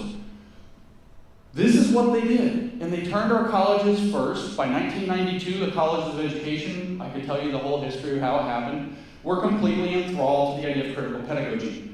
History departments were starting to pick up Howard Zinn, not very much long later. Critical race theory was being ridden in on the coattails of this change. This change in the colleges of education is documented by the communist historians themselves as 1992. In North America, by 1995, there was a paper titled Toward a Critical Race Theory of Education, written by Gloria Ladson-Billings, who's an extraordinarily famous and influential, still working to this day, Marxist thinker. She invented culturally relevant teaching. Culturally relevant teaching was just a repackaging of the critical pedagogy from Brazil that came out of the communist liberation theology through a guy named Paulo Freire. She says herself that she just repackaged his program. And the point of critical pedagogy, or the point of culturally relevant teaching, as she rebranded it to put critical race theory front and center with it, or queer theory, by the mid-90s, queer theory is coming into the schools, not even with its injection from UNESCO and Planned Parenthood yet, which came in 2003. It's already coming into the schools, it's already in the papers, and the colleges of education are trying to figure out how to bring this radical stuff into our country, into our schools, into our classrooms, through our teachers. And the way that they did it, they said that they just packaged up this idea that education's real purpose is to raise what they call a critical consciousness, which is, if you stop and listen to that word, it sounds awfully religious when you stop thinking it's academic. They want to awaken a new consciousness in people. What did they want to do? They wanted to seize the means of production of who they are, their soul, their consciousness, and turn them into somebody who's prepared to become socialist. Like Gramsci said, they're building out that vital needs biological foundation for socialism, like Marcuse said. And they built this over 50 years while conservatives thought that public education is basically a socialist program anyway, so let's ignore it. So this brings us kind of the points of what we might do about this. And this is a hard room to tell us because there's people of a lot of different ages, right? So everybody has to do something different. It turns out if you're in college, well, if you're deciding, let's start there. Are you deciding to go to college? That's a hard decision. I'm not Charlie Kirk. I'm not just going to stand here and hold up a book and yell and say, college is a scam, don't go. College is mostly a scam. College is degraded. College is subverted. College is going to work in every possible angle and dimension to brainwash you and transform you from your real American values into a communist. And so you're going into a very dangerous environment. So if you're going to go to college, if you're a young person or you're a parent thinking about should my kids go to college, or you're a grandparent trying to talk to your grandchildren, should you guys go to college? You're 16, you're starting to think about it. You've got to have some real conversations. First thing I tell you, this is from talking to lots of people who work in the major corporate environment, is that if they go to a college that's called Harvard, they're not getting hired. I'm just kidding. Well, no, I'm not actually. But could you imagine a best brand in the world to worst brand in the world in 3 months? Isn't that amazing? So we're supposed to talk about divine providence, right? And like getting struck down. I guess it's not exactly Elijah calling down a lightning bolt to a sacrifice, but man, Harvard took a fall, didn't it? Worships the wrong God and boom. Oh man, worst brand in America. I'm telling you, people won't hire. But what they actually tell me is one of the things that they're asking about very frequently with new hires at college is why did you go to college? And the kids who say because it's the thing you do after you go to high school, it's just the next thing. I don't know. Don't get hired. Directionless. Wandering through life, don't know what they're doing, not interesting, bottom of the pile. So if you're that kid and you're like, well, should I go to college? And the reason you're thinking, or you're a parent of a kid, should I go to college? And you're thinking, well, it's just what you do next. Don't go. You're at too much risk and you're not ready. Go do something else for a year or 2 years. They're called gap years. Or something else entirely and don't even think about it. If you are, however, sure, no, I want to be a lawyer because I want to go fight these battles and I want to flip over this crooked civil rights regime that's being used against us that is pushing a false interpretation of the 14th Amendment and save our country. There's no equitable protection clause. It's an equal protection clause in the 14th Amendment. All of our civil rights law comes from the 14th Amendment's equal protection clause. It doesn't say that you say, well, how is it in society? Are more members of this group proportionally getting what they want versus that? That's equity. That's adjusting shares to make citizens equal. We don't have that. That's nowhere in the Constitution, nowhere in the Bill of Rights, nowhere in our amendments does it say we have to adjust shares to make citizens equal in America. That's French Revolution nonsense. That is not American Revolution badassness like Zuckerberg said.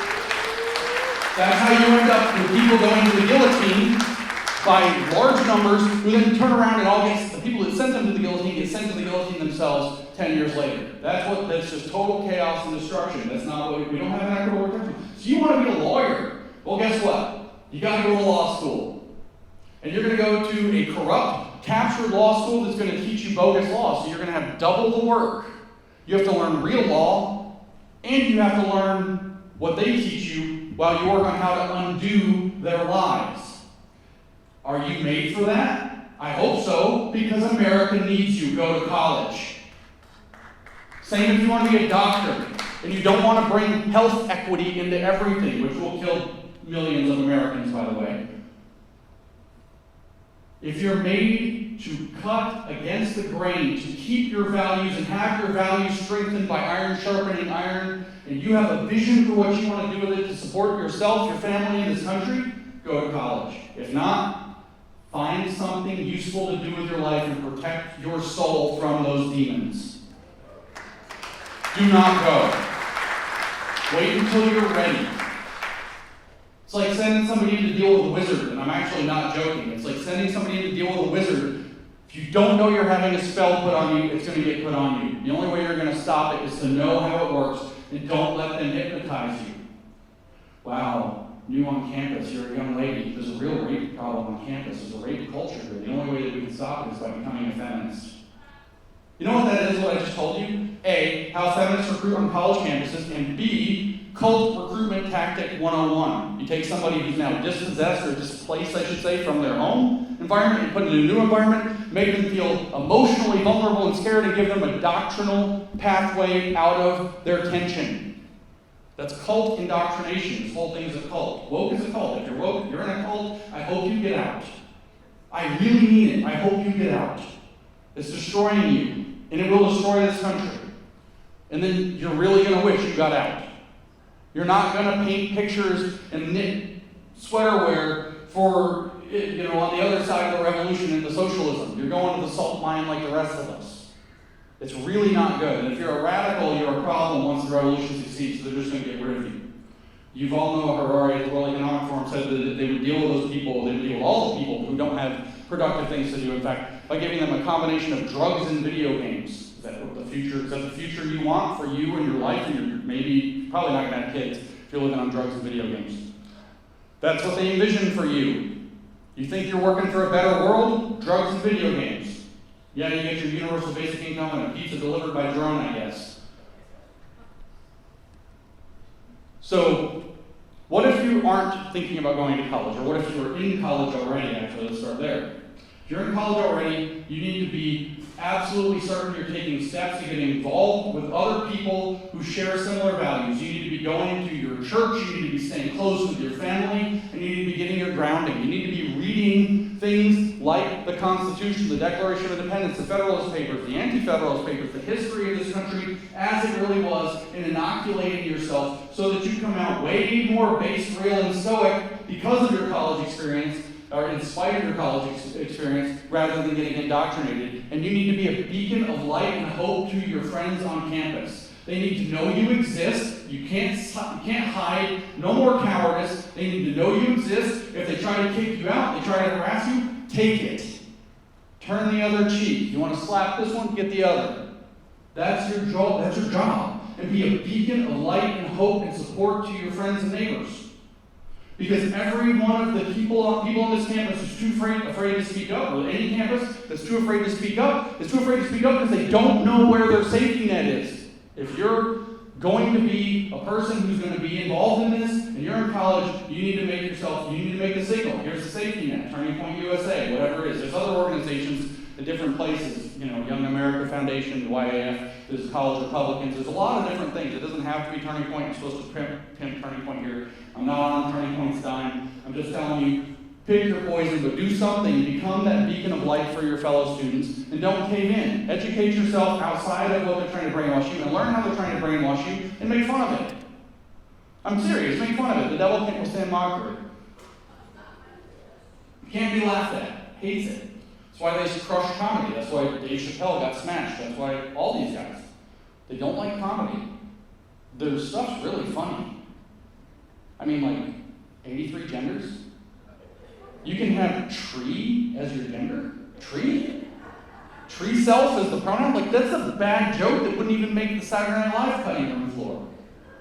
Like, seriously, this is funny stuff when you actually can step back and it's not imposing itself on you. But you can be that support network for people, and you need to do it. It's time to have the courage to be seen, be visible. The people that put on this event, the people that are doing this on their campuses and around the Cape, they are standing up to be visible. They're putting on these events on purpose to be visible, so that they know other people in the community care about American values still. And they are changing the world, not people who are sitting on the couch afraid, sitting on their hands. And they're going to save this country. So what if you're somebody else? What if you're not really connected to the whole higher education world? And the simplest thing, I don't know what your talents are, right? Your talents vary. Here's how it goes. This is Trevor Loudon's joke. I give Trevor credit. So now you know I'm going to tell a joke. It's still funny. You'll laugh. Some people have a lot of talent, right? Not everybody does. Some people have moderate talent. Some people are really talented. Michael Jordan, really talented, unbelievably talented. Hard work, yes. Really talented. Most people are never going to be able to do that. Some people have moderate talents. And the parable of the talents in the Bible tells you that you have to put whatever you have and try to double it. Okay, fine. So you have people with high talent, you have people with middle talent, and you have Democrats. Told you, you laugh! Isn't it good? That's Trevor Loudon's joke. I stole it. I give credit. I am an honest academic. So, but it's deeper. The more you think about it, the harder it is. You have to find out what your talents are, and you have to apply them. Okay, so I'm not going to tell you need to do this and you need to do that. But I will tell you where it starts is that you love this country. Okay? Now I want to talk about that. Because that sounds easy. Love? Anybody married? Anybody here married more than 10 years? 20 years? Yeah, okay. Love's hard. Love takes work. Turns out love isn't scrolling off the person who annoyed you on social media. It's not swiping left instead of right, or whatever the damn directions are. I've never used it, I have no idea. Whatever the bad one is. It's not that. Oh, she annoyed me. Love is hard. Love takes investment. Love takes work. So if you love this country, imagine you love this country. Let's just start there. Instead of telling you if, what would you do? Imagine you love this country. Imagine you love America. What would you do? Would you want to know the history of the country that you love? So you'd pursue that. Would you want to understand its founding ideals? The principles that make America America, no matter what you look like or who you're attracted to? Wouldn't you want to know that? Would you understand the Declaration of Independence and why it was written? Would you understand the Constitution and what it guarantees? Would you understand why the Bill of Rights is necessary and what our rights are and why we secure our rights from a government that doesn't have the authority, which was granted by God only, to take our rights away from us? Wouldn't you want to understand that you would pursue America? Because if you love somebody, you're going to pursue them. All my people who've been married 20 years know that date night doesn't end when you leave the wedding chapel. Date night has to keep happening. You just have to keep doing it. I'm 20 years. 20 years. I'm tired. I'm just kidding. It's great. She's extremely supportive. I'm joking. You have to pursue it. You have to want it. You have to want to build it. If you love somebody or you love a place where you live, you work to make that place better, that institution better, that community better, that relationship better, that person that you're sharing your life with better. Your children, you are investing literally everything you have in because you love them. You would die for them without thinking about it if you're a parent, and everybody knows it. And the reason is because you love them, so it means you invest in them, and it means that you do all of the necessary and even supplemental things you can think of to help make it better. So when I say you need to love this country, this isn't a sentiment. This isn't a charismatic church. I'm not telling you to feel patriotism. I'm not telling you to get tears in your eyes when you hear the Star Spangled Banner because you finally know what's at stake and you do wonder if it's still there. I'm telling you that you need to dedicate every ounce of energy that you have outside of the other aspects of your life to building this country because you love it. And then you'll stand up. Then you'll be a beacon of hope. Then you'll talk to your neighbor. Then you will do whatever it is that your talents, maybe you're good at giving people money. That's the lowest of the talents. The Democrats are very good at it. Maybe they want to give everybody else's money, they're so good at it. Maybe your talents are to tear apart communist literature. That's mine. Not everybody can do it. On the other hand, I can read communist literature, but you know what I can't read? Legislation. So I don't know if my legislators are screwing me. I can't read legalese. Somebody can. I'm glad there are people who do. Whatever, I'm just giving you examples. Maybe your job is to show up and put out the chairs and make sure people have rides to and from the airport. Simple stuff. Support stuff. Maybe it's just to show up in the crowd and be a cheering face because that actually makes people feel better. Maybe it's that you have the courage not just to come to an event, but to bring a friend. These are the kinds of everyday simple activities that everybody can do. And so you look yourself in the mirror and you ask yourself, what are my talents? And then you reckon with yourself, how can I double them? Straight out of the parable of the talents. Figure out what you have, what you've been given, double them, and maybe you'll do well, my good and faithful servant. You've been faithful over a few things, so I shall make you master over many. Maybe you'll be lucky enough to hear that. So you have to love this country. You have to love the truth, which is what this country is founded on. Same whole thing. You stand up for the country, you stand up for the truth. You look for the truth, you look for what you can do to understand and enrich the country. If somebody else is defending the country, you stand up for them. This is why we celebrate our veterans. We know what they put on the line. This is to defend our country. Well, if somebody's telling the truth and getting attacked for it on their college campus, you stand up for them because they need it. It's the same thing. It's not exactly the same thing, all due respect. It's the same mentality that when you love something, you stand for it, you defend it, you help other people find it, you help other people do it, and you support those of us that are doing it, and those of you that are doing it. And you reckon with yourself and say, what can I bring to the table? I know this was supposed to be about the history of the college campuses and how they stole education from us, but they stole education for a very simple reason. I already told you what it is. If downstream from that, they get the future. And we're now at the moment where we figured them out. And we know an awful lot about how they've done it, what they're doing, and we can start unwinding it. I don't need to stand up here and tell you, well, we need to repeal the Every Student Succeeds Act or to abolish. I can get you all clapping. Abolish the Department of Education. Everybody cheers. There are a lot of practical things that need to happen, but if people understand and they love their country first, and they love the truth first, and they act like both of those things are true, and they love their neighbor from that place, then they're going to do whatever it takes, and they're going to do the right things to get this country back. So that's very vague advice. I'm not going to give you much more specific advice than that. But I do want to give you a warning. I'm going to finish where I started. And this is the less fun part. I just want to tell you, we're standing at the turning of the tide. Our enemies are dangerous. I guarantee you, they do not care if they defeat the Constitution and destroy the United States through a movement that is branded left-wing or a movement that gets branded right-wing. They do not care. They know people are frustrated. They know people are angry. They know that there's a lot of negative emotion that's begging for catharsis and release. They know that people want vengeance on the people that did this to them. And they'll start to fund the avenues that provide that too. And you will sacrifice, if you are not discerning and meek, you will sacrifice your country in the name of saving it by getting over to reaction and fascism.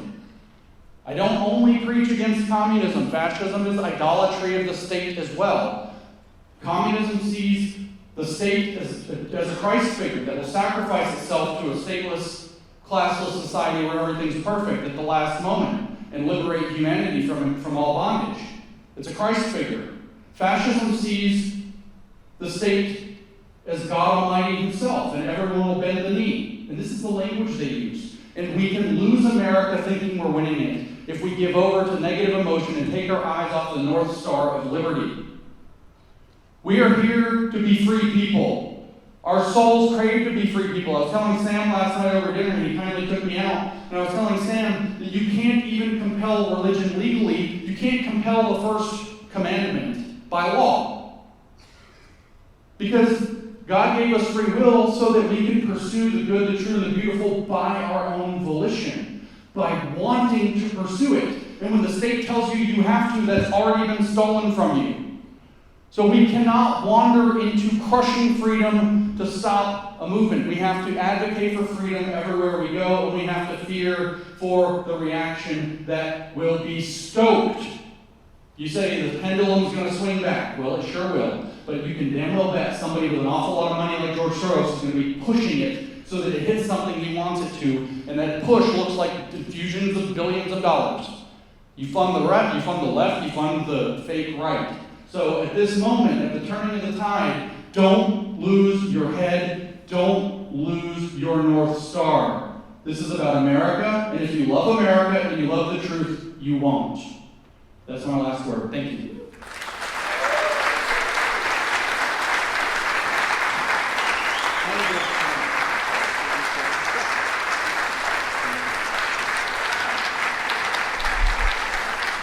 Awesome. All right. Thank you so much to Dr. James Lindsay. Let's give him another round of applause.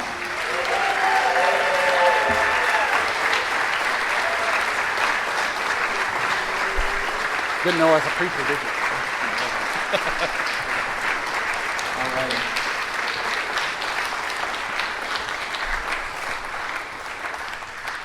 All right, now is the time for our Q&A, so please, you see Hunter, put your hand up right over here. He's got the microphone. Please get your question. Just start walking down this way right here. If I answered all the questions ahead of time, that's cool.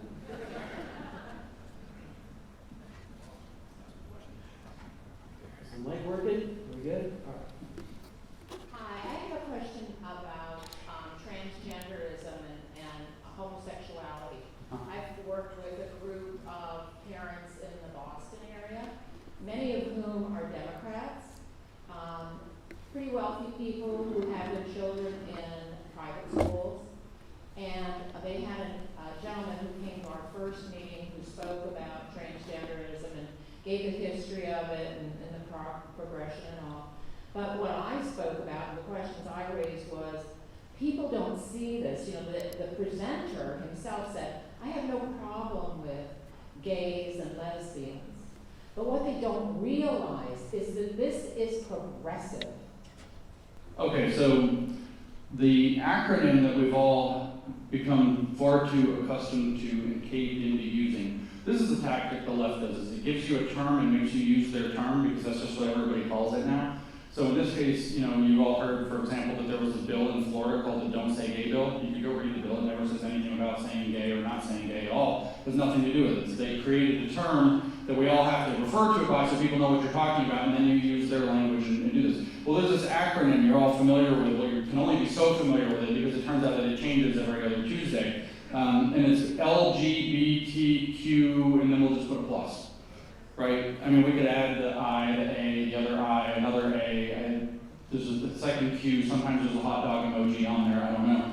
And it changes a lot. And I'm being funny. I'm just teasing because the thing is this acronym, like the other one, AANHPI. Anybody in here AANHPI?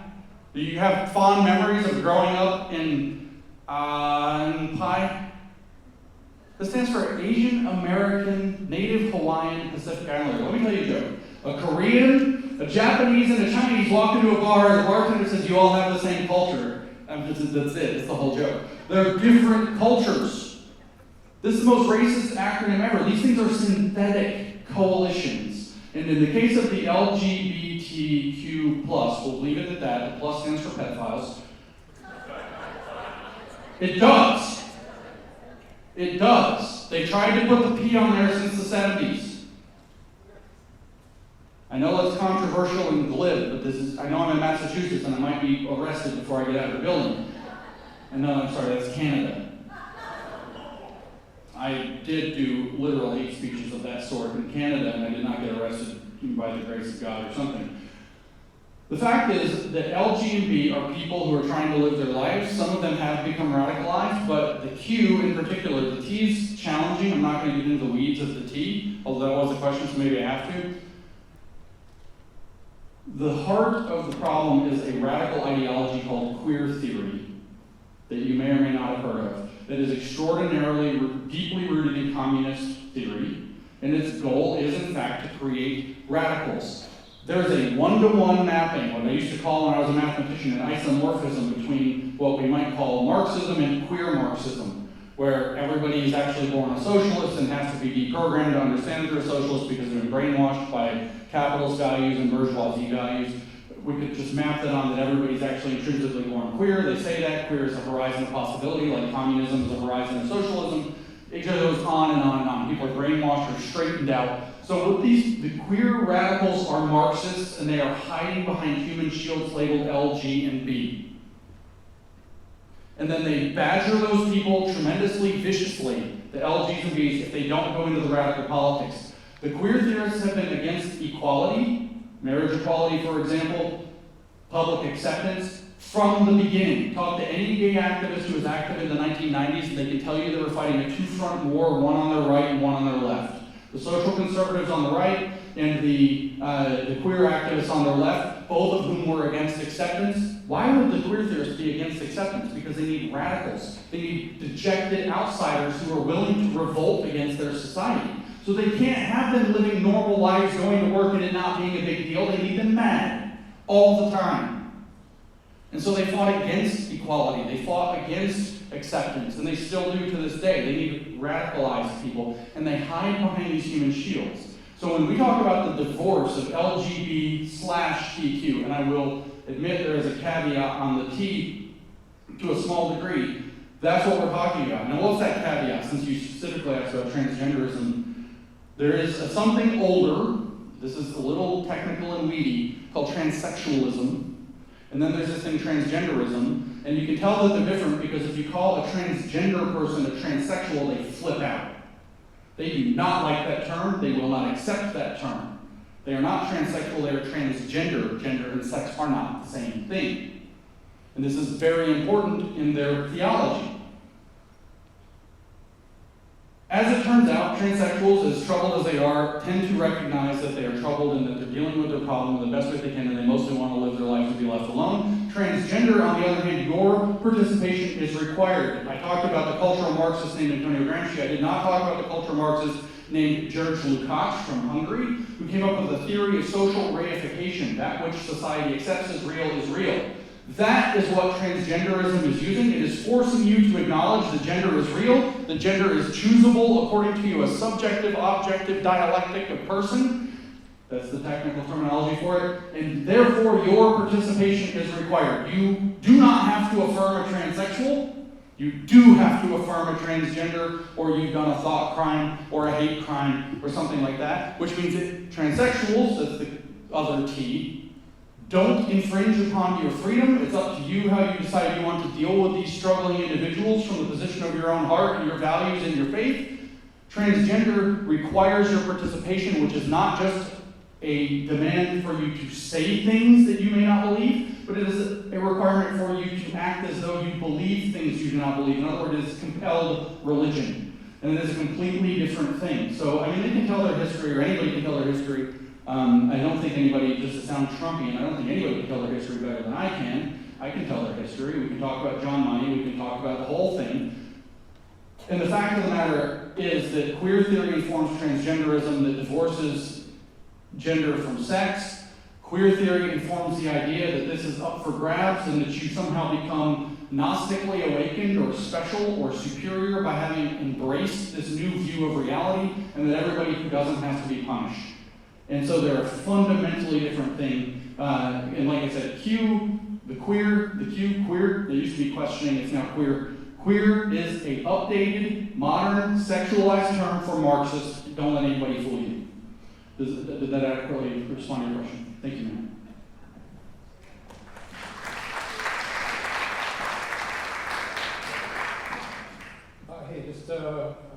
was hoping for a little clarification on something that you had mentioned. Well, I've got a moment I want to say I'm a fan in that dog park rave culture thing, which is one of the greatest things I've ever run across in my life. So You should definitely look that up. yeah, that was fantastic.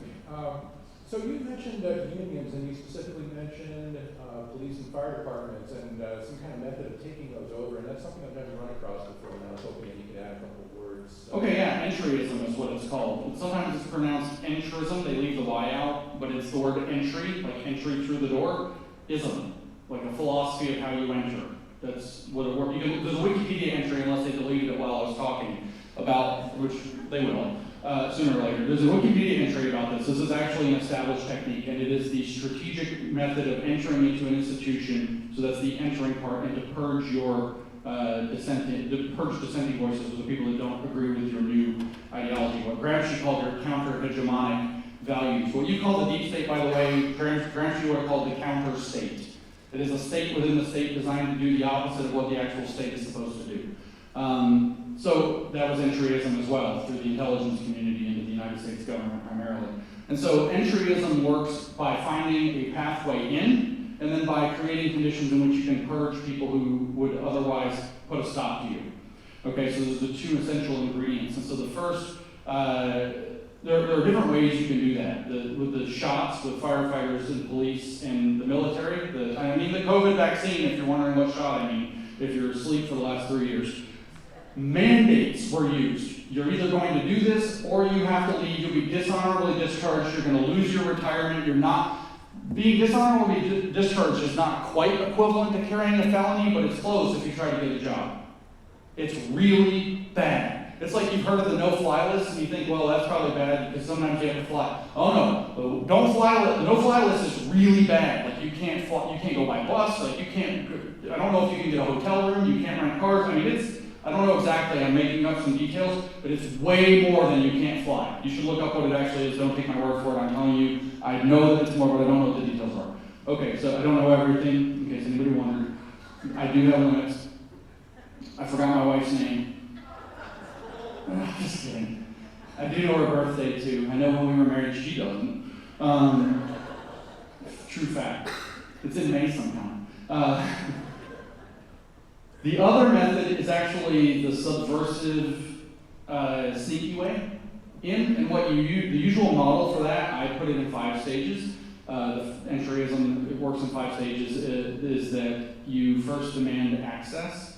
You say that this campus, let's just use campus as our example, isn't really accommodating to women, so we need to let more women on campus, so we need women's scholarships, we need this, we need that. The goal is actually to bring in people that you're going to be able to radicalize. We actually call this DEI, by the way, also. You're bringing in, diversity means to bring this in and politicize the environment. So you're bringing in people who are likely to be radicalized already or are easily radicalizable through some demand for access. And it's very difficult, and it's not American to deny access. If it's like, the campus, and we say, well, we're not going to have girls on campus. I mean, I get it if it's the Boy Scouts. They don't, but I do. That you don't let girls into the Boy Scouts. If they demand access to something like a campus, where there's no reason why women shouldn't be able to be here, then access should be granted. And the campus maybe isn't the best example for this, but because obviously we believe that men and women can both go to college and do extremely well. But that's the one I chose, so we're just going to make some really awkward statements now. The next step, however, is to demand accommodation, which is where the ideology comes into play. You may have let me in, but I don't feel safe here. I don't feel comfortable here. People not do things to me that put me in danger. People say things that make me uncomfortable.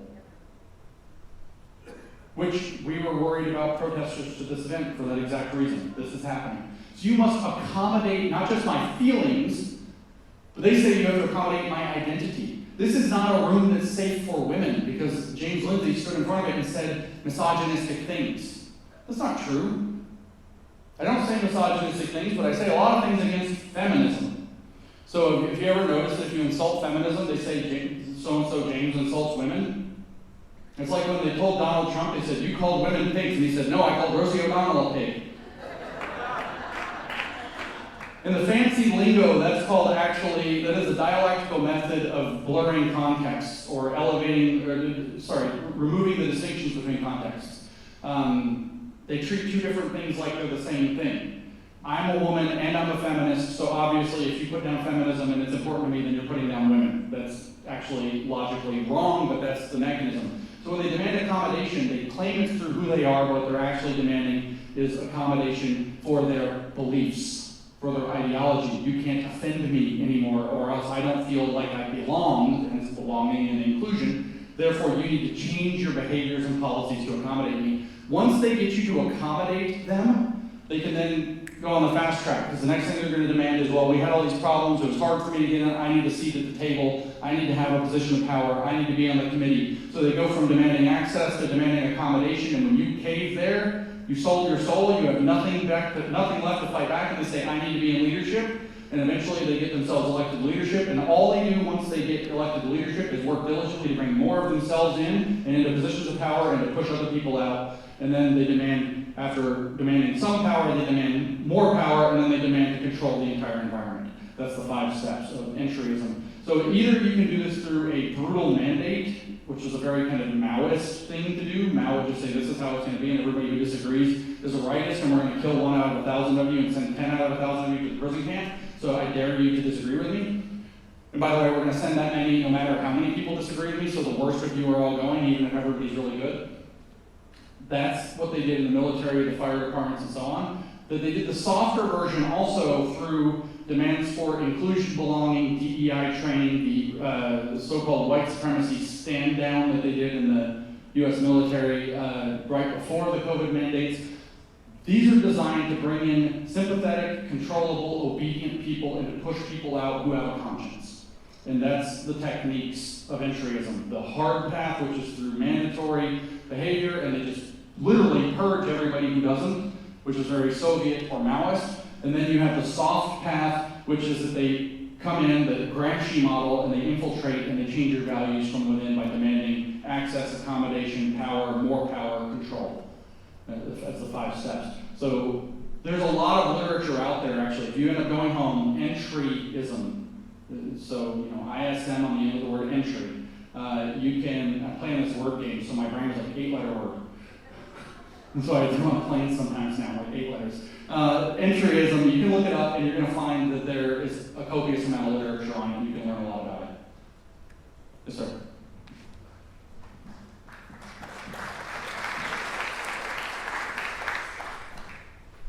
Good evening. Hey, just a quick question. We remember back historically in the United States where we used to have Christian institutions like Harvard and Yale, where now we are in an environment where a lot of the public schools obviously are non-Christian, even anti-Christian in some senses with the way education is going nowadays.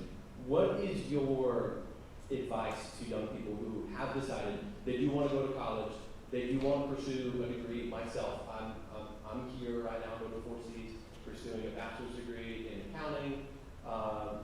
What is your advice to students who are going? I know you shared a little earlier, but I was wondering if you could just dive more into that, just because I really want to reclaim these institutions and bring it back to what we had before. So I'm supposed to be inspiring here, so I'm about to tell you something that doesn't sound very inspiring, but it's going to help you a lot, which is, you're in Massachusetts, my friend, lower your expectations. And that's not pessimism. This is actually realism. I want to make the point, the left took 50 years to do this. They didn't show up and expect that they were going to reclaim the school for the left or whatever. And they show up in 1968 and it's going to be a communist school in 1969. They did not expect that. They knew they were running a generational program. They knew it was going to take training 2 or 3 generations of young people downstream from themselves, and that they were going to commit themselves to the long haul, which is the old mentality of planting the tree that your grandchildren will sit under, that you never will. They had that mentality. So our mentality in a state like Massachusetts in particular, which, you're in trouble. It's a very hard state.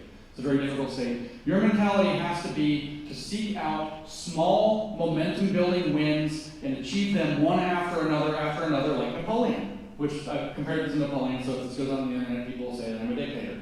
And that I'm advising dictatorial. No, what Napoleon did was he started taking over very small regions of France intentionally and building an army that was like, we're unstoppable.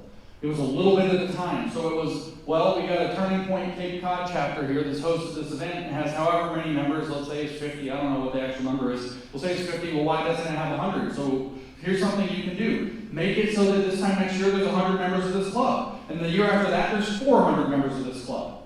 That's something you can do. Now, it doesn't, if you don't like Turning Point, you're not on the spot, you don't have to help these guys. I don't know if I would, I'm just saying. No, I'm kidding, they've been really, really great. But something of that to that effect. It's the idea of look for small wins in whatever domain it is. You know, more people on campus. So here's something I give to people a lot. This is actually, I want you to pause for a minute and think back to 2021, which was 3 years ago. I know you're thinking it was 2 lifetimes ago. It was 3 years ago. And think of all of the things, especially here in Massachusetts, that you were afraid to say publicly that you don't hesitate to say publicly now. I bet you there's a number of things. I bet you feel a lot freer in your speech today than you did 3 years ago, even if you don't feel fully free in your speech now. That, my friends, is making progress. So look for opportunities like that. How can we increase, whether it's the size of an organization, the momentum of a movement, back some kind of a local politician or whatever, these kind of very, dirty things in a sense. Sorry to call your organization dirty, but it's practical. How do we increase the general love of America, appreciation for America, and willingness to speak freely in a productive manner? I didn't say civil, by the way, a productive manner across differences. Because civil discourse right now is a psychological operation to get us to shut up. It's coming from our governors, by the way. The Republican governors are pushing disagree better. No, up yours. Up yours. What can you do to increase patriotism in this area? And work on it. And try to get a group. Like I said, your targets for success, I would tell you, are you gaining people and are you gaining momentum? And the way you're going to do that is by building a sense of inevitability and winning, and the way that you're going to do that is by picking small, realistic targets instead of moonshots and getting them one after another after another. Just remember with a moonshot, Kennedy announced that thing, and we didn't land there. I'm not even going to do that one. We didn't land there until 1969, which means it took a decade from when he said it to when it happened. I'm just kidding, I actually buy into the moon thing. It took a decade, right? That's a moonshot, literally. That's why it's called a moonshot. That's a huge project. You've got to sell people on a major vision. You've got to be somebody as big and charismatic as Kennedy and a platform like he had, marshaling the resources to create NASA to do it. That's not easy. For an average, everyday person, pick winnable targets. Don't look for moonshots. Don't say, we're going to get a new Republican governor in Massachusetts next time. No, you're not. You're not.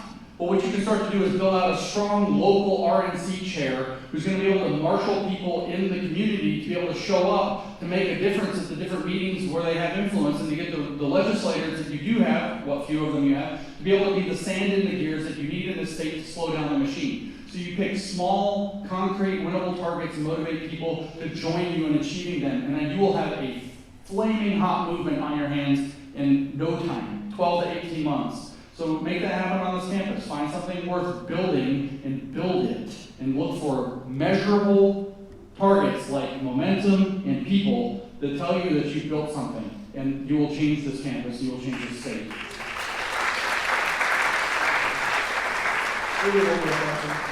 The narrative on the internet, by the way, about me, mostly from the right wing that's trying to discredit me, the fake right wing, is that I have no solutions. Thank you. Thank you for laughing. Please clap.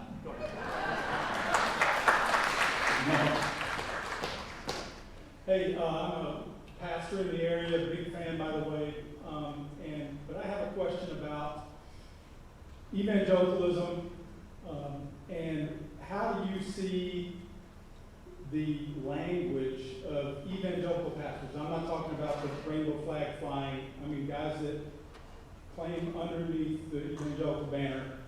I see our language changing, their language changing, kind of because that's the left's game. And I feel like it's infiltrated into the gospel and the message. I think your point about wise as serpents, harmless as doves, to kind of put a word on it. American pastors, very few evangelical pastors are willing to be prophets anymore. Most of the prophets are not pastors and Christians. They're guys like you and others who you know, and I don't see it coming from the church, so I'm just interested in. Well, I'll tell you, just as a mode of explaining, and it's a challenge, that if you read the Old Testament, which I'm hoping these pastors you're talking about have, it doesn't usually work out for the prophet. It's not usually a winning proposition, but they do actually rescue, in the Old Testament, Israel through their action, and that's why they're recognized as what they are. So I have seen this change in the language, but I've also seen kind of two other things. There's sort of three currents I see, and I'm, maybe fortunately, maybe unfortunately close to the evangelical world. And I say that because there's so many different kinds, I say unfortunately, where it's actually, I know so much it's almost impossible to talk in any generalities about it. But I'm seeing kind of three currents. One is that there's a lot of digging back to what the constitutional originalists would call authorial intent. You see people looking back to the classics, to the Greek, and seeing what is actually written, not in some translation of the Bible, but what's actually written there in the original Greek. We see this kind of a current, and I think that that's actually the right way to go. I see a lot of churches, I visit a lot of churches, where what they do is week after week after week, they basically just plow through the Bible, and they have very intelligent lessons, but their entire sermon structure is, well, what does the Word say? That's what it's going to be.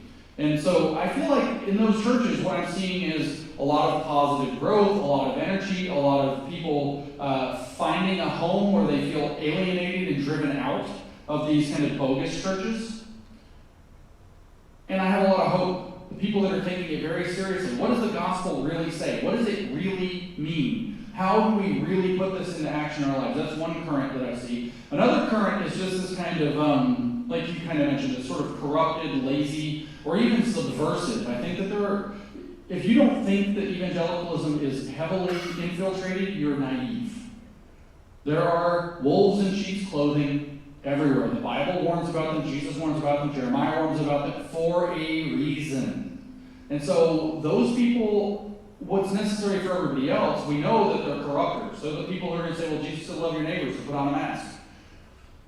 It's necessary for those of you who are studying more seriously to have this discernment, to be able to start to say, no, this is correct and that's not correct, and to have the conviction and the courage to say, I'm not necessarily saying that brother so-and-so is a bad person, but I'm saying that what he's teaching is not accurate. And to have the courage to come up and do that, which is, I know how you all do, it's going to get ugly. You're not all going to the same conferences later this year, right? And so I tell you should read the story of Cain and Abel and about, sacrificing the first fruits instead of sacrificing something a little bit lower, and how God smiles upon each of those. The third current that I'm seeing is this weird muscular chest-beating, Christ is King, theology of glory, proto-fascist thing. And it's rapidly on the rise in young Christian men between 25 and 35, and it's very scary. And you'll notice, you can tell these people, first of all, because they're saying very bold, muscular things, and lots of, good Jesus will come and bend the knee, and I came to bring a sword, lots of stuff like that, but you don't find them actually diving into the gospel, and they're not all that interested in doing evangelism. The Great Commission is not all that interesting, because if you have the state, then you can force it. It's sort of their mentality. These would be theonomists and so on, that believe that they can compel people to live under God's law if they just get the power to do so. And the language is, and be unafraid to wield the power that they take. I find that message basically nowhere in the New Testament. And so I worry about those people, and those people need correction. They need loving correction. They need to be pulled back from the pain that's driving them to that desperation, the fear. Just like the people that are caught up in, say, transgenderism need a place to come and heal. I think churches should be opening their doors not to transgenderism, but to the people who have been destroyed by it, who need a place to heal, on their speed, on their time. You don't have to just go recruit them and have a trans dinner at your church, but what you should be doing is saying, you're welcome here anytime, and we have answers if you have questions. And our heart is open. These are the kinds of things that I see: healthy versus subversive versus desperate and dangerous happening in evangelicalism, and we have these three currents. And you say this is an evangelical, but the same currents exist within the Catholics. The same currents exist within Anglicans, although they're really way more to the subversive. The same currents exist in all of the denominations.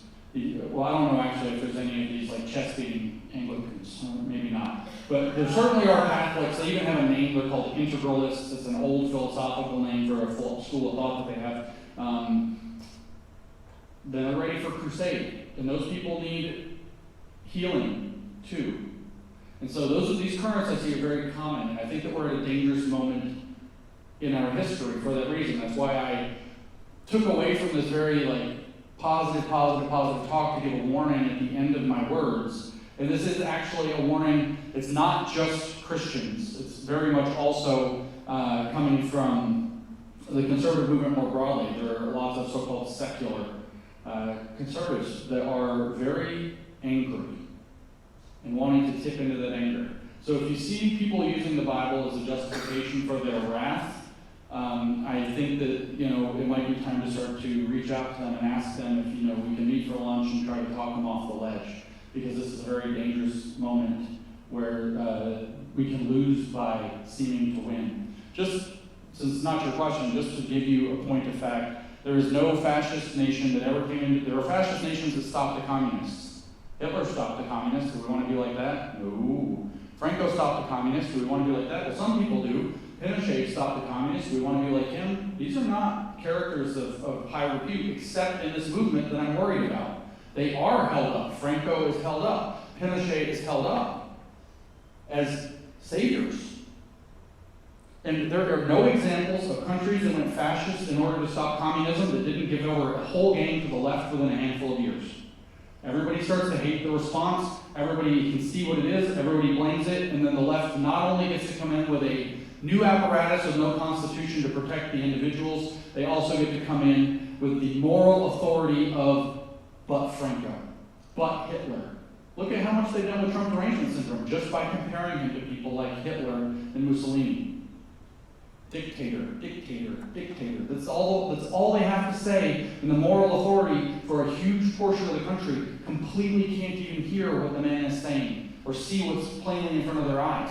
It's a very powerful spell. So there is no example whatsoever where this has worked in the long run. It can work in the short run. It's never worked in the long run. And I am very concerned because for whatever reason, and I'm not sure what that reason is, I think it's the overwhelming frustration, the dejection that especially white Christian men who've had 3 of the axes of woke Marxism hammered on them. You're bad because you're white, you're bad because you're male, you're bad because you're Christian, and they're so mad and they're so frustrated that they're like, F it. Like Jesus said, F it, right? And they lose their minds. Being gentle, being meek, being I forgot what your other translation was. Being gentle, being meek, don't get the job done. We need to seize power and be unafraid to wield it. We'll leave the Bible and go to my other favorite theological work, The Lord of the Rings. They want to be Boromir and seize the ring of power to wield it to their own ends, which is a form of madness. And so I think that these are the 3 currents, and I hope that the time you can spend, whether it's in prayer or thought or reflection or reading, will lead you to a place where you can be a light to these people as well on both sides. The subverters are probably mostly doing it on purpose. Some of them are kind-hearted and need light brought to them. Others need light shed on them. They need to be exposed. But the people on the radicalizing side need the exact same pair of treatments. They need light brought back to their lives, hope brought back to their countenance. They need faith, frankly, that this can work without having to seize power. I feel kind of ironically, again, if you know, I'm not going to get into it. I feel ironically like I go around this country and give people faith who've lost it, faith in the country. And I think that is correct, that it will move mountains. But others are subverters, others are infiltrators, and they need, the wolves in sheep's clothing need light shed on them. And it takes courage and honesty to do it, and it will be divisive and fractious, and then they will call you the divider, because Satan is the father of lies, and he always lies. He always projects. So I hope that was an okay answer to that question. Thank you.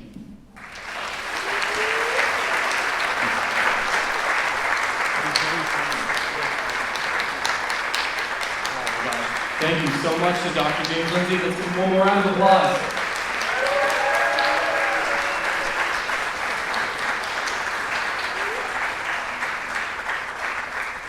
Just a couple things before we get out of here. I know we got to get out of here quick, but just want to say thank you to Dr. James Lindsay. He's been so accommodating to us, and we really appreciate that. We also want to thank the police and private security that we had here. Thank you so much to them.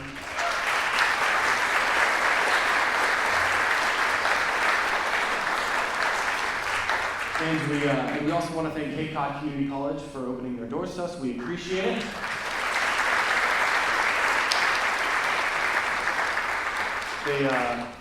The president did send out a mass email to all the students warning all the students about this event and saying they don't associate with Turning Point. So don't really know why they had to do that, but we really appreciate Cape Cod Community College anyways. And this has been such an incredible event.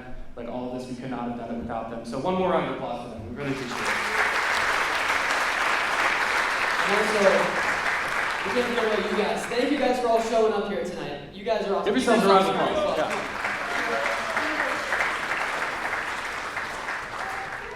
Wonderful.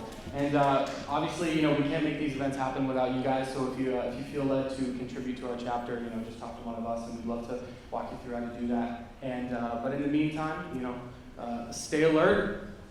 Don't give up. God is on our side, and we will take back the great state of Massachusetts. Thank you guys so much. Have a good night.